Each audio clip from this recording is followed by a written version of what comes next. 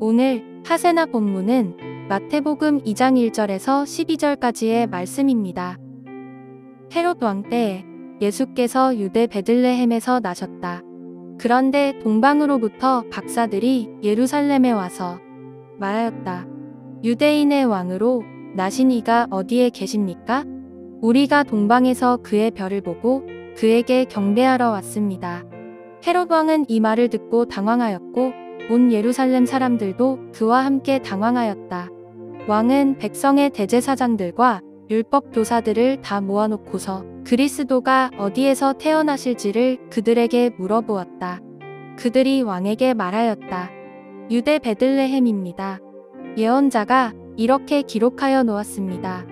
너 유대 땅에 있는 베들레헴아, 너는 유대 고을 가운데서 아주 작지가 않다. 너에게서 통치자가 나올 것이니 그가 내 백성 이스라엘을 다스릴 것이다. 그때 헤롯은 그 박사들을 가만히 불러서 별이 나타난 때를 캐어 묻고 그들을 베들레헴으로 보내며 말하였다. 가서 그 아기를 샅샅이 찾아보시오. 찾거든 나에게 알려주시오. 나도 가서 그에게 경배할 생각이오. 그들은 왕의 말을 듣고 떠났다.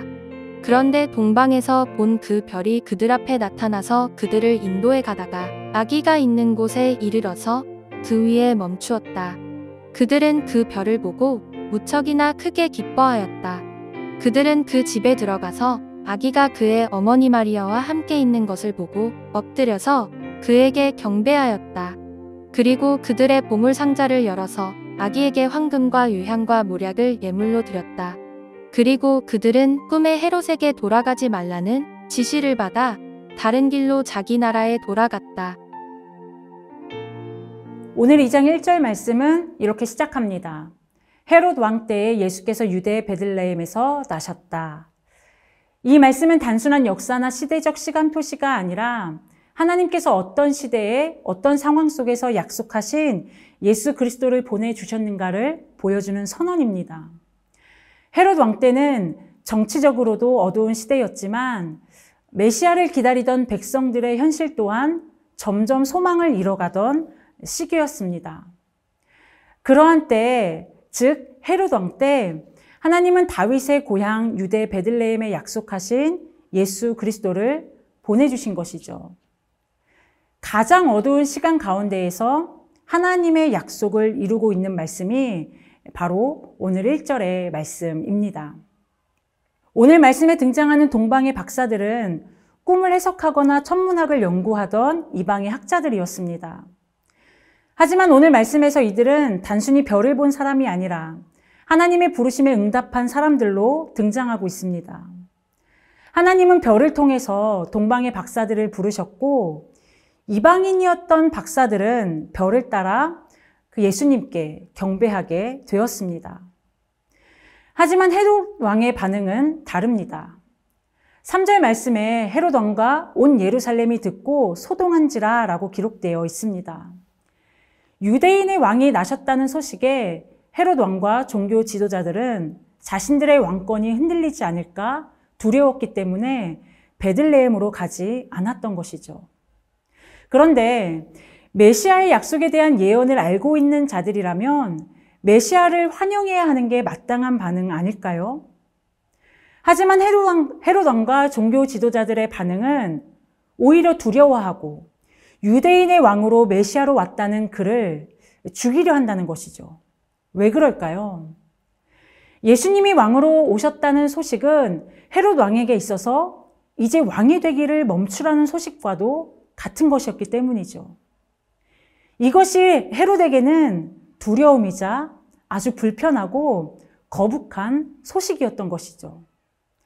내가 왕인데, 내가 주인인데, 다른 왕이 왔다는 것은 내 자리, 그 왕의 자리를 내려와야 한다는 것이기에 그 왕을 죽이고 계속해서 내가 왕 자리를 차지하고 싶은 것이죠.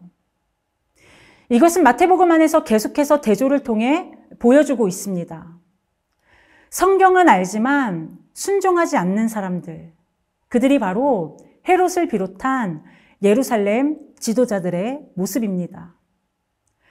또한 예수님의 가르침은 듣지만 하나님 나라 백성으로 하나님을 주인으로 모시고 살고 싶지 않은 사람들의 모습이기도 합니다. 사랑하는 성도 여러분, 예수님은 왕으로 오셨습니다. 그런데 오늘 말씀에서는 이 세상의 왕이 예수님을 죽이려고 찾기 시작합니다. 헤롯 입장에서는 이 세상에 두 명의 왕이 존재할 수 없기 때문입니다.